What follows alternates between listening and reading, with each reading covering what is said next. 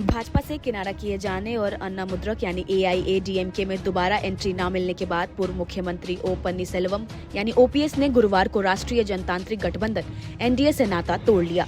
इस फैसले की घोषणा के कुछ घंटे बाद ही उन्होंने मुख्यमंत्री एम.के. स्टालिन से उनके घर जाकर मुलाकात की, जिससे द्रमुक यानी डीएमके के साथ संभावित राजनीतिक गठजोड़ की अटकलें तेज हो गई हैं। स्टालिन से मुलाकात के बाद जब पत्रकारों ने ओपीएस से पूछा कि क्या वो डीएमके के साथ गठबंधन करेंगे, तो उन्होंने कहा, राजनीति में कुछ भी हो सकता है, यहाँ ना कोई स्थायी दोस्त है ना ही दुश्मन। ओपीएस ने दावा किया कि वह स्टालिन से उनके बड़े भाई एम.के. मुथु के निधन पर शोक व्यक्त करने और उनके स्वास्थ्य की जानकारी लेने पहुंचे थे। बाद में स्टालिन ने भी ट्वीट कर कहा, आपके स्नेहपूर्वक हालचाल पूछने के लिए धन्यवाद। ये गुरुवार को ओपीएस और स्टालिन के बीच दूसरी मुलाकात थी। सुबह भी दोनों की मुलाकात थियोफिजिकल सोसाइटी में स्टालिन की मॉर्निंग वॉक के दौरान हुई थी। ओपीएस के सलाहकार पनरूती एस रामचंद्रन ने दिन में ही पत्रकारों से कहा था कि एनडीए से बाहर निकलने का कारण हर किसी को पता है, जो स्पष्ट रूप से इस ओर इशारा था कि हाल ही में प्रधानमंत्री नरेंद्र मोदी की तमिलनाडु यात्रा के दौरान ओपीएस को उनसे मिलने का मौका नहीं दिया गया।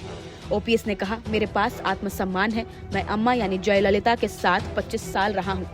जब पत्रकारों ने उनके फैसले पर सवाल किया, यानी एनडीए से अलग होने पर दुखी होने के सवाल पर उन्होंने कहा, मुझे सिर्फ समग्र शिक्षा योजना के लिए केंद्र सरकार द्वारा फंड जारी न करने पर दुख है। ये फैसला ओपीएस ने एक बैठक के बाद लिया, जिसमें एआईएडीएमके के विधायक आर वैतिलिंगम, पॉल मनोज पंडियन, पी अयप्पन और राज्यसभा सदस्य आर धर्मार और सलाहकार पनरूती रामचंद्रन मौजूद थे। पनरूती रामचंद्रन ने कहा कि एनडीए छोड़ने का फैसला सर्वसम्मति से लिया गया। उन्होंने ये भी स्पष्ट किया कि ओपीएस ने अब तक किसी भी दल के साथ गठबंधन को लेकर कोई निर्णय नहीं लिया है और उचित समय पर फैसला लेंगे। 2022 में एआईएडीएमके से निष्कासित होने के बाद ओपीएस ने भाजपा का साथ दिया था। 2024 के लोकसभा चुनाव में जब एआईएडीएमके और भाजपा ने अलग अलग चुनाव लड़ा, तो एनडीए ने ओपीएस को रामनाथपुरम सीट से निर्दलीय प्रत्याशी के रूप में मैदान में उतारा। लेकिन रिश्तों में तनाव तब सामने आया जब केंद्रीय गृह मंत्री अमित शाह ने चेन्नई में एआईएडीएमके महासचिव एडपाडी के पलानीस्वामी यानी ईपीएस से मुलाकात की और अप्रैल 2024 में भाजपा एआईएडीएमके के फिर से साथ आने की घोषणा कर दी। हालांकि ओपीएस दावा करते रहे कि वो एनडीए का हिस्सा है, लेकिन राज्य भाजपा नेताओं ने इस पर कभी स्पष्ट रुख नहीं अपनाया।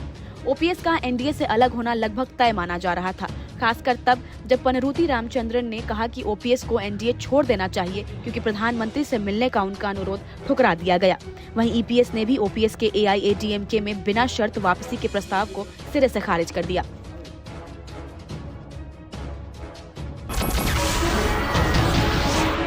नमस्कार, मैं हूं मानक गुप्ता।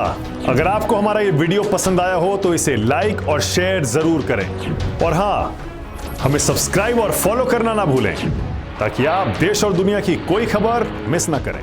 तो जुड़े रहिए हमारे साथ और देखते रहिए न्यूज़ 24।